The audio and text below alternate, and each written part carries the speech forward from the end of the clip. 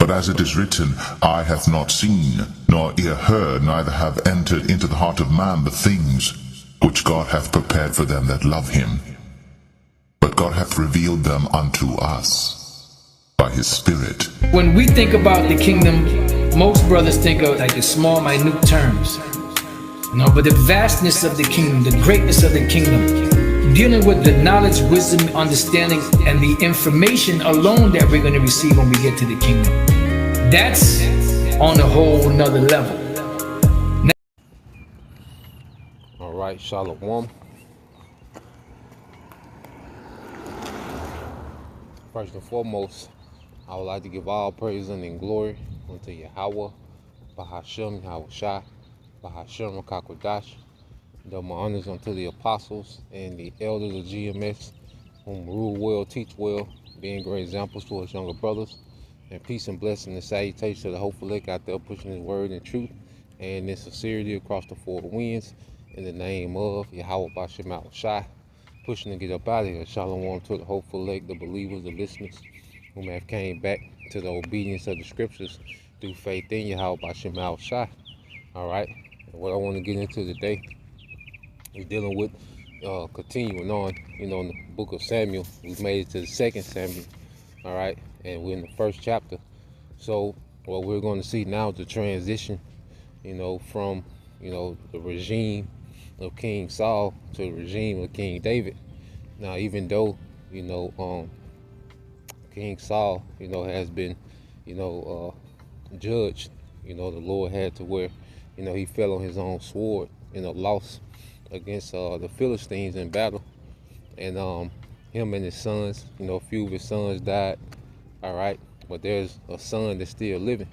So what we're going to see is, the house of David, okay, and the house of Saul enter into a civil war, okay, before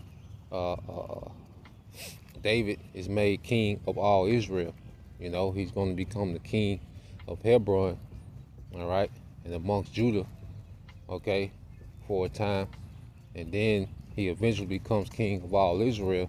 But it's a process, man, and it just shows to, us, as we are on our quest, to become kings, and priests under Yahushua, it's a process, there's constant, battles we have to win in the flesh, because right now, it's spiritual. As King David was, actually battling and going to war, okay, and going through his trials. Well, we going through these things in the spirit, okay, a lot of mental, battles and quests, that we have to overcome on our way, to becoming kings alongside Yahushua, Abaratazah, okay. So let's go here to 2 Samuel chapter 1, all right, in verse 1. It says, and after the death of Saul, David returned from his victory over the Amalekites and spent 2 days in Ziklag, okay, because remember, as King David, had to go and retrieve, the hostages, the wives and the children of his men from Amalek, all right. On the flip side, at the same time, King Saul was being punished, him and certain men of Israel, okay. And it says, on the 3rd day of a man arrived from Saul's army camp. So David doesn't know what has happened, what has transpired, so this is his first time hearing a report of what happened in the battle, okay, with Israel and the Philistines.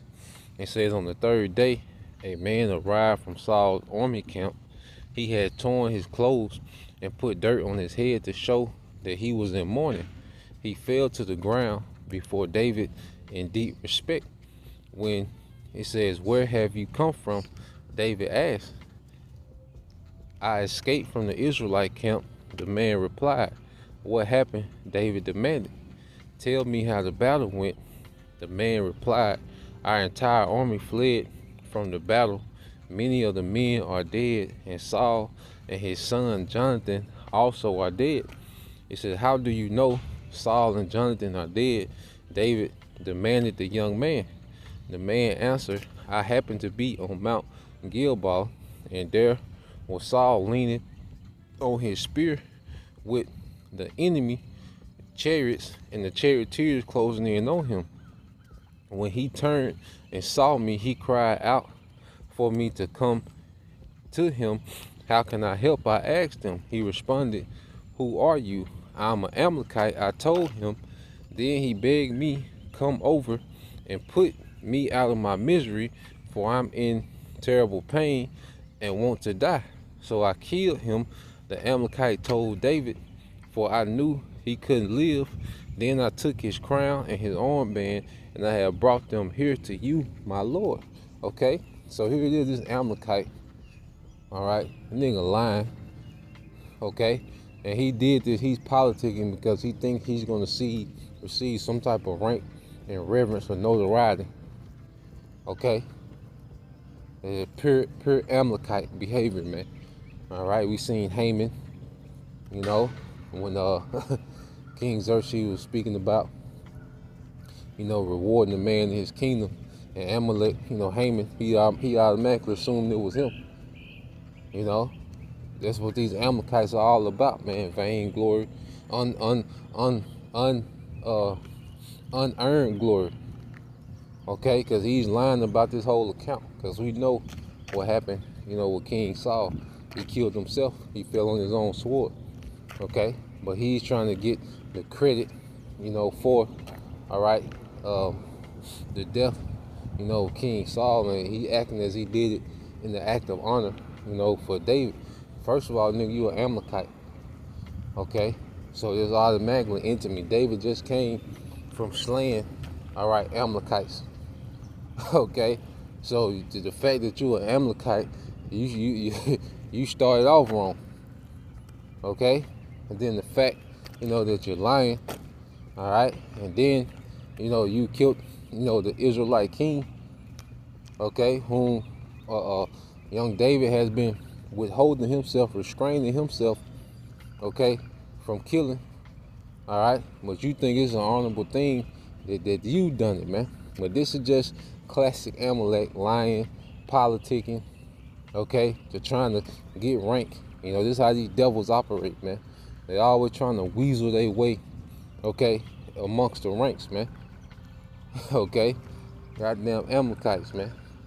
You see, and it says, reading on, it says, David and his men tore their clothes in sorrow when they heard the news.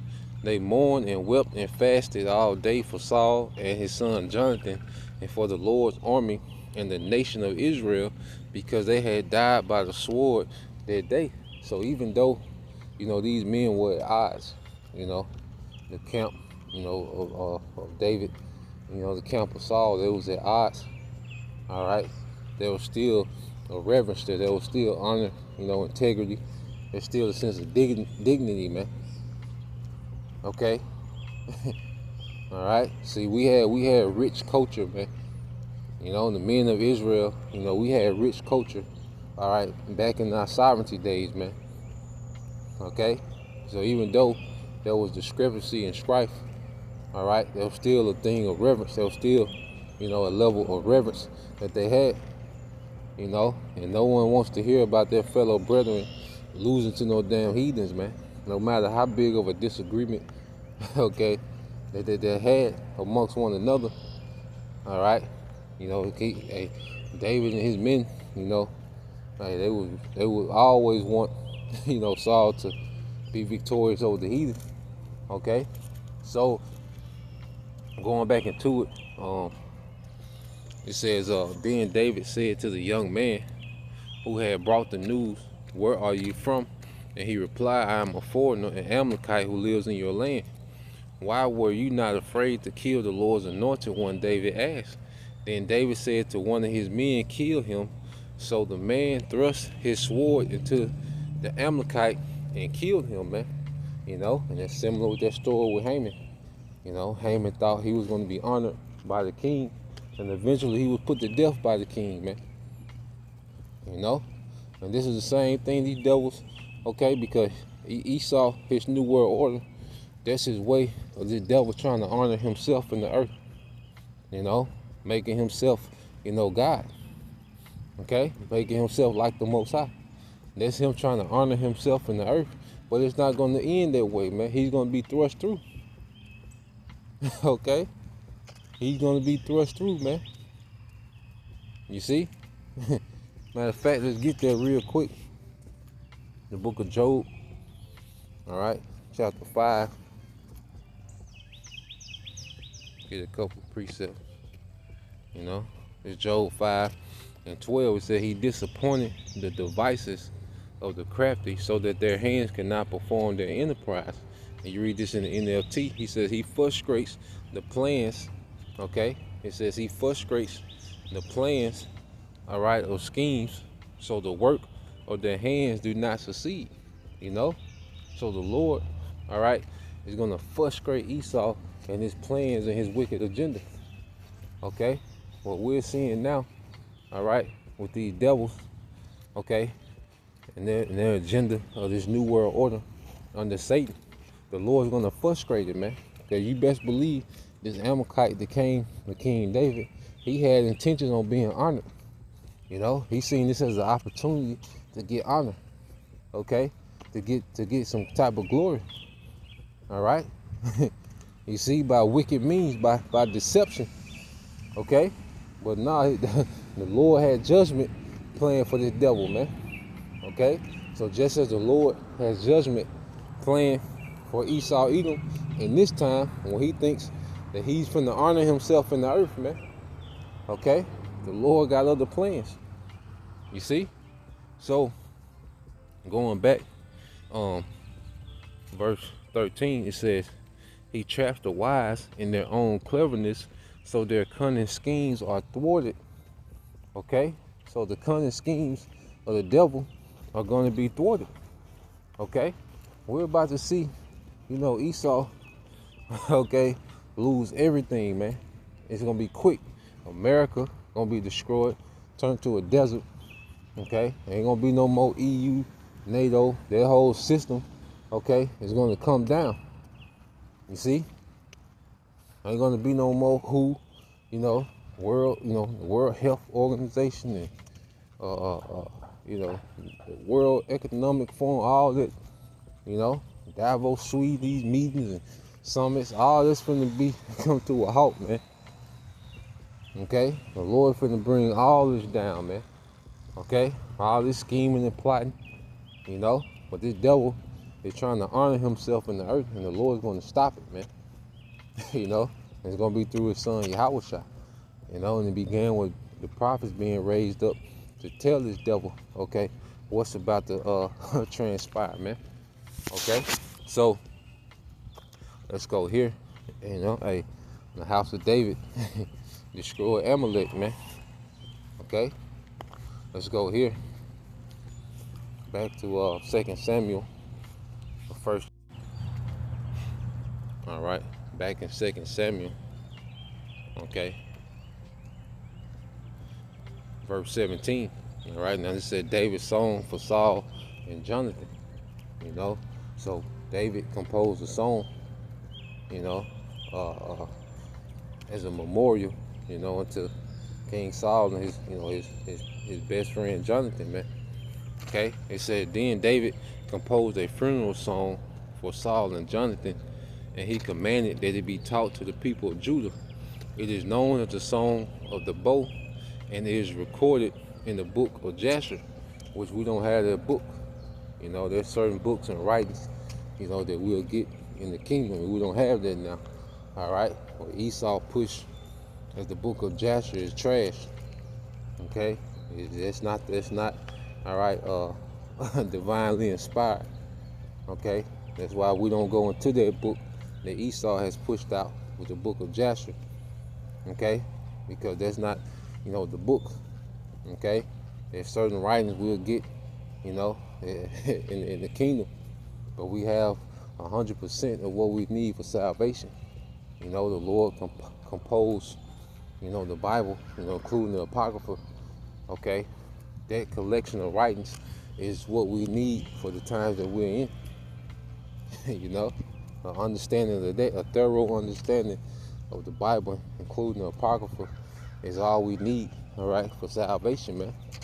Okay, as we understand, you know, prophecies to come, you know, our conduct, our character, how we should be, you know, you know, the understanding of the covenants, okay, understanding grace, okay, and all those things that are needed for salvation we have, okay, just to put that out there, all right, because verse 19 it says, your pride and joy, it says, your pride and joy, O Israel, lies dead on the hills.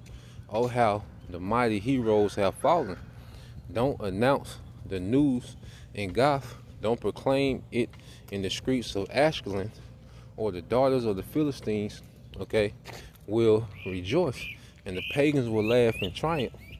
O mountains of Gilboa, let there be no dew or rain upon you, nor fruitful fields producing offerings of grain, for there the shield of the mighty heroes was defiled, the shield of Saul, which no longer, all right, be anointed with oil.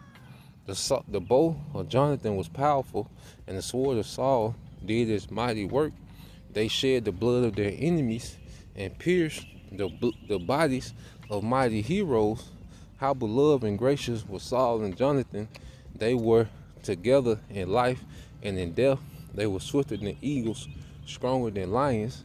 O women of Israel, weep for Saul, for he dressed you in luxurious scarlet clothing and garments decorated with gold, you know, because as the men, you know, go out to war and bring home spoil, you know, and they'll bring a lot of their spoil back, you know, amongst the women, you know, and the women, you know, would turn it into garments, you know, and clothing. You see? So he going into how King Saul, his victories, because he, you know, had victories against the Philistines. You know, he would take spoil, and that spoil would be brought back, you know, to the people, you know, and the people would benefit off those victories, man.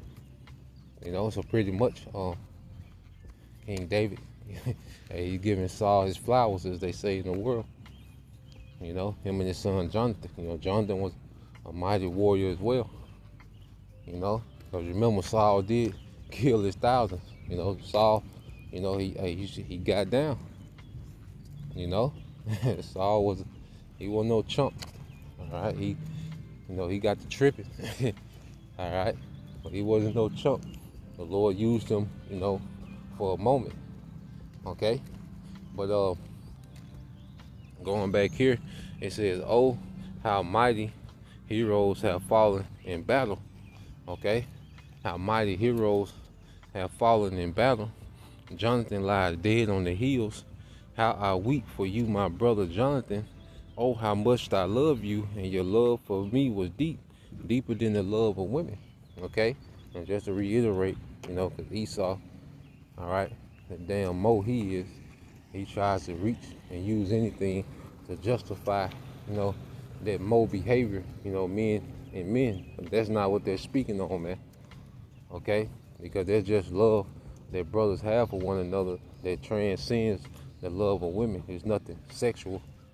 Okay, it's just a true, you know, it's just a sincere affection that brothers have one towards one another, you know, and it can surpass, you know, the love, all right, of a woman, you know, because there's a certain level of understanding that brothers have one another that you'll never have the understanding with a woman. And there's no knock to the woman, all right? It's just the dynamic that the Lord has, you know, because the dynamic between a man and woman is unique, is strong as well. Okay? Whether the love, you know, the two brothers can have, all right, that brothers can have, you know, can surpass that. You know, it's a level of understanding, common understanding, man. All right? It has nothing to do with anything, you know, sexual. Okay? It says, verse 26, it says, how I weep for you, my brother Jonathan. Oh, how much I love you, and your love for me was deep, deeper than the love of women. Oh, how the mighty heroes have fallen, stripped of their weapons, they lie dead. You know, so that was a song, all right, the song of the bow, all right, that King David composed, for King Saul and his son Jonathan, as a memorial, and it was taught, within the land of Judah. Okay, this song. Okay, so you go here to the book of 2 Samuel, the second chapter. We go ahead and jump into the second chapter. Now we're finna see civil war break out. Okay, now it's finna be a clash because there's still a remnant of the house of Saul. Okay, so the whole kingdom then transfer to King David. Okay, at one time it was in sections. Okay, so you read this in 2 Samuel 6, 2 Samuel chapter 2, verse 1. It says, after this, David asked the Lord, Yahweh Shema Shai, should I move back to one of the towns of Judah? And you see the Lord is still, asking counsel of the Lord every step of the way, man. That's what it means to walk with Yahweh Shema Shai, moving in his will, as it says, scripture speaks about. Matter of fact, let's get that real quick. All right. Let's get that in the book of Genesis, the 5th chapter. All right. This is Genesis chapter 5, okay, verse 22. It says that Enoch walked, all right, with the Most High after he begot Methuselah 300, all right, years, and begot sons and daughters. And the days of Enoch were 365 years, and Enoch walked with the Most High, and he was not, for the Most High took him. He took him in that chariot. He was translated, and Lord will, we transition. Okay, but the thing is, Enoch goes into Chanakh in the Hebrew, which is dedication. Okay, and so he was dedicated to Yahweh by Shema Shai. He walked with him. So you go to the word walked. Okay, in the Hebrew, it's halak. All right, it says to go, to walk. All right, it says to die, to live, manner of life, figuratively, man. All right, to die, to live. All right, to live or manner of life, figuratively, man. So we see, King David, he always resorts back to counsel with the Lord. He's walking with the Most High. He lived his life based on, all right, his counsels with Yahweh Shema Shai. When it comes to him making major decisions, he always went into counsel with the Lord, before he, made a move. So that's an example of walking with the Most High, man. His steps were ordered, okay, by Yahweh Shema Shai. So going back.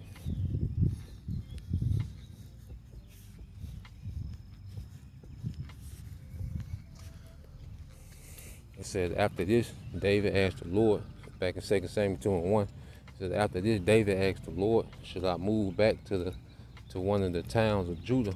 It said, yes, the Lord replied. Then David asked, which town should I go to? To Hebron, the Lord answered. David's two wives were Ahinoam from Jezreel and Abigail, the widow of Nabal from Carmel. So David and his wives and the men of their families all moved to Judah, and they settled in the villages near Hebron. Then the men of Judah came to David and anointed him king over the people. Then the men of Judah came to David and anointed him king over the people of Judah. When David heard that the men of Jabesh Gilead had buried Saul, he sent them this message: may the Lord Yahweh Shema Shai bless you for being so loyal to your master Saul and giving him a decent burial. May the Lord be loyal to you in return and reward you with unfailing love, and I too will reward you for what you have done. So King David, all right, now he's been made, he's being made king, all right, of Hebron. And he's praising the men that was loyal, to King Saul and gave him a proper burial, man. You see, like I said, our forefathers, they're just, such a level of integrity that they had, man. Thing of honor that they had. Because you go here, let's get this in Proverbs 15 and 33. Okay, it says the fear of the Lord is the instruction of wisdom. Okay, and it says, and before honor is humility, man. So you go, into that word honor. Just want to get that word. All right, which is in the Hebrew kabod. All right, kabod. All right, and it says glory. All right, abundance, glorious, abundance, riches. But then you also have honor as far as reputation. Honor, reputation, honor, and dignity, man. Okay, and our forefathers, man, they just had a level of dignity, and reputation, man. Men of reputation, man. Okay. And that loyalty, you can respect loyalty. Any, someone that is loyal, okay, that's universally respected, man. Even someone loyal to the wrong cause, all right, in certain instances, there's a level of respect that you have, for loyalty, man.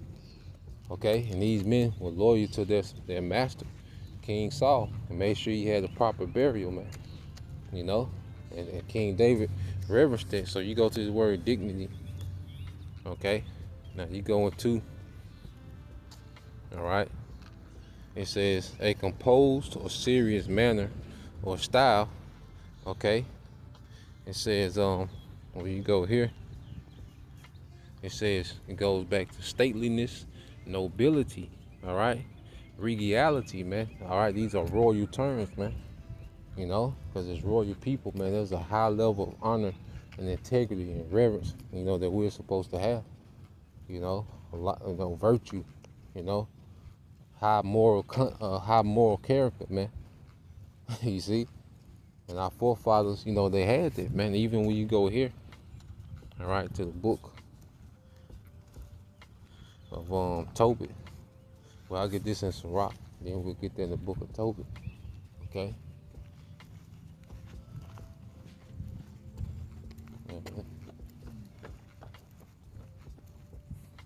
As you go to the book of Tobit, it says the fear of the Lord.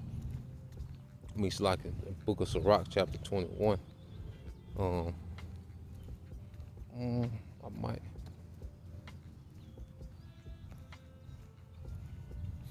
Start at 20, Sirach 10 and 20.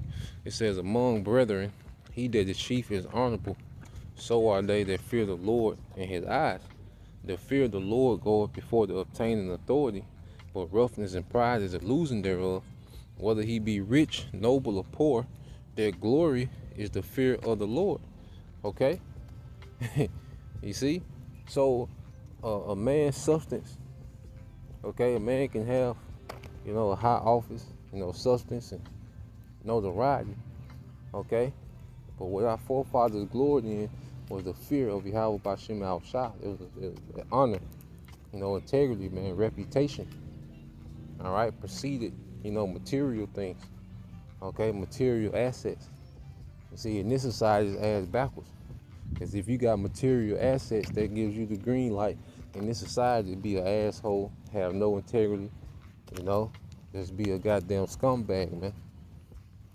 Okay, but nah, man, it didn't matter how wealthy or how notable you were, okay, there was always a level of reference and honor and integrity, that went before your material substance, man. You wasn't judged by your material substance, okay? Back then, you was judged based on your character, man, okay? The material substance is cool, nothing wrong with having it. It's not wicked to have things, okay? But character, all right, succeeded, material substance, man. Okay, so let's go back here to the book of Tobit. Because Tobit was a man of high character, man. All right, he was a a very honorable, Israelite. Okay, and it says,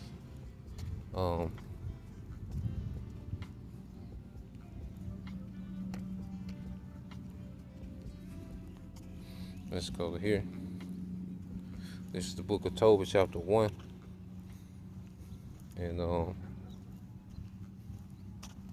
start at 16. It says, and in the time of which this is Shalmaneser, I gave, this is the king of Assyria, I gave my alms to my brethren, and gave my bread to the hungry, and my clothes to the naked. And if I saw any of my nation buried or cast about the walls of Nineveh, I buried him. And if the king Sennacherib had slain any when he was come and fled from Judea, I buried them privately, for in his wrath he killed many, but the bodies were not found when they were sought for of the king. And when one of the Ninevites went and complained to me to the king that I buried them, and hid himself, understanding that I was sought for to be put to death, I withdrew myself from fear. Then all my goods were forcibly taken away, neither was there anything left me beside my wife Anna and my son Tobias. So Tobit had an office within the king's court. I think they call him a surveyor.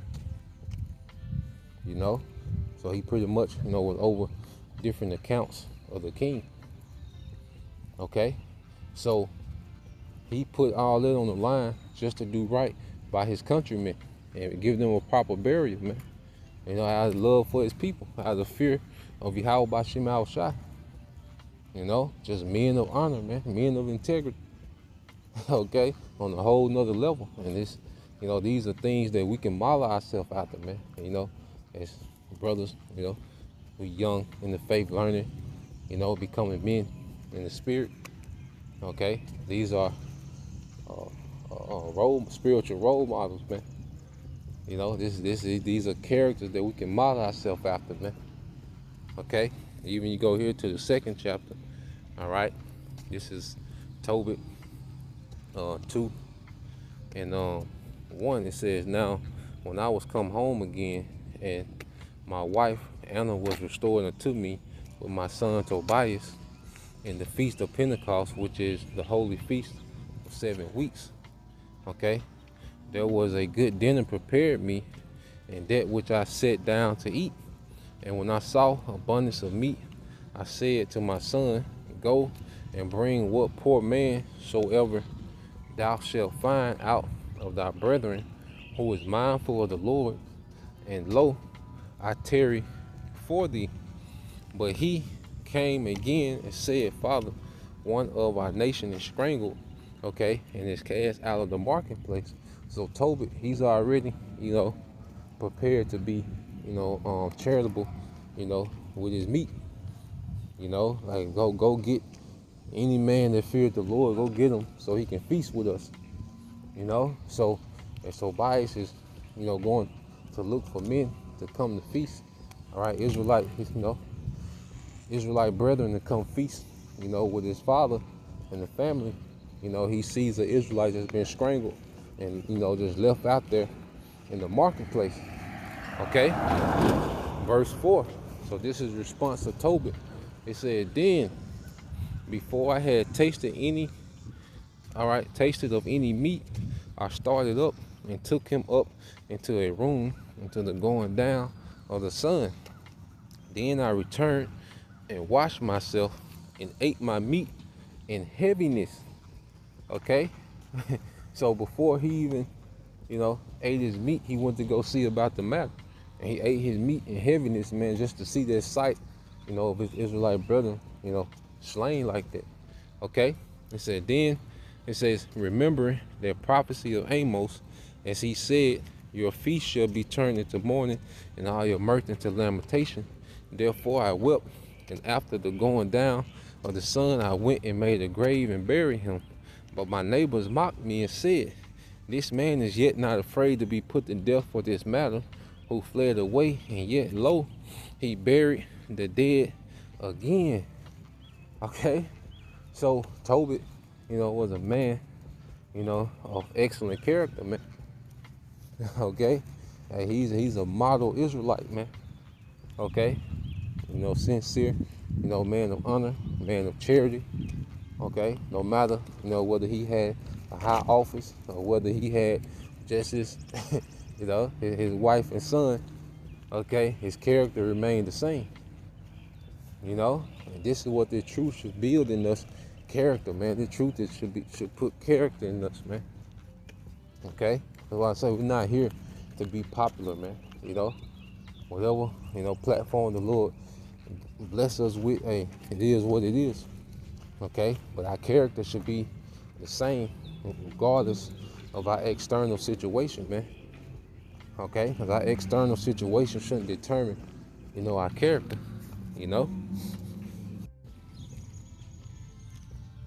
So going back, all right, into the book of 2 Samuel, okay, as you go here to verse 7, and it says, "Now that Saul is dead, I ask you to be my strong and loyal subjects, like the people of Judah, who have anointed me as their new king."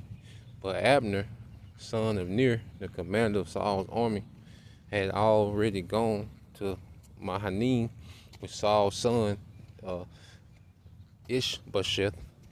All right, there he proclaimed Ishbosheth king over Gilead, Jezreel, Ephraim, Benjamin, the land of the Asherites, and all the rest of Israel. Ishaboth, Saul's son, was 40 years old when he became king and ruled in Mahanaim for 2 years. Meanwhile, the people of Judah remained loyal to David. So now we have 2 kings in Israel. All right, Saul's son, all right, Ishbosheth, all right, and King David. Okay, so King David is king over Judah, and Ishbosheth is king over the rest of Israel. All right, and now you're going to see eventually a clash. Okay, there's a civil war, and it says, verse 11, it said, "David made Hebron his capital and ruled as king of Judah for 7.5 years.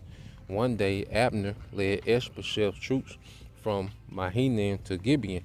About the same time, Joab, son of Zeruiah, led David's troop out to meet them at the pool of Gibeon.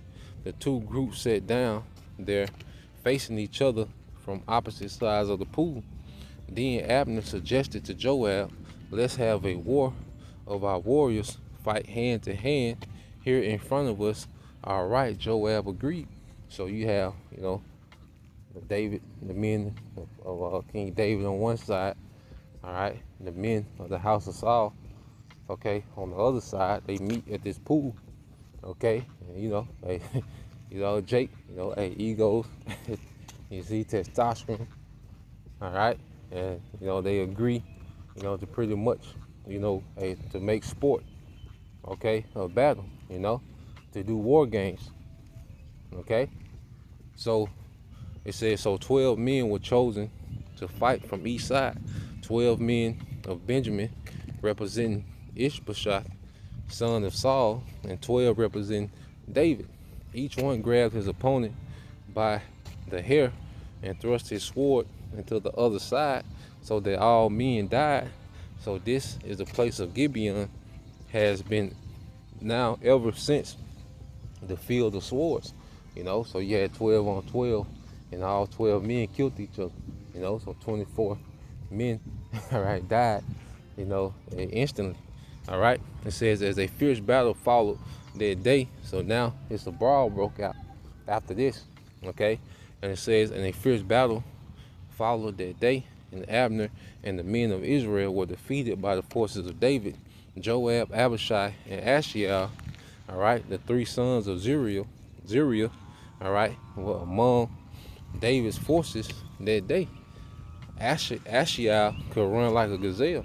So you had Joab, Abishai, and Ashiel, which are the 3 nephews of King David. Okay, and Joab, being, King David general. Okay, at this point, and his 2 brothers, okay, were high-ranking officers as well. Okay, so you had Ashiel, and he said he can run like a deer, all right, fast as hell, okay? And it says, and he began chasing Abner.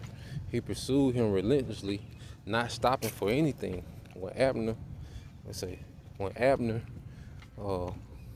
looked back and saw him coming, he called out, "Is that you, Ashiel?" "Yes, it is," he replied. "Go fight someone else." Abner warned, "Take one of the younger men and strip him of his weapons." But Ashiel kept right on chasing Abner. So Abner, remember this was King Saul's, I believe it was his cousin, and he was the head of Saul's personal bodyguard. So he's an expert man of war. So he pretty much telling Ashiel, like, look, go play with somebody else, man. And then he knows that this is Joab's brother. Okay? So he like, look, man, go chase somebody else. Go chase one of them young niggas, man. Okay? Like, pretty much telling him, look, this ain't gonna go how you think. Like, when you catch me, I don't know how you think this gonna go. All right? So, reading on, it says, and again, Abner shouted to him, "Get away from here. I don't want to kill you. How could I face your brother Joab again?" But see, Ashiel, you can tell he wants that honor. He wants that stripe of taking out Abner, man, which was the general, of the house of Saul, the top ranking, military official in the house of Saul. All right, so Ashiel, all right, he wanted that rank, he wanted that stripe. Okay, so yeah, he constantly pursuing him.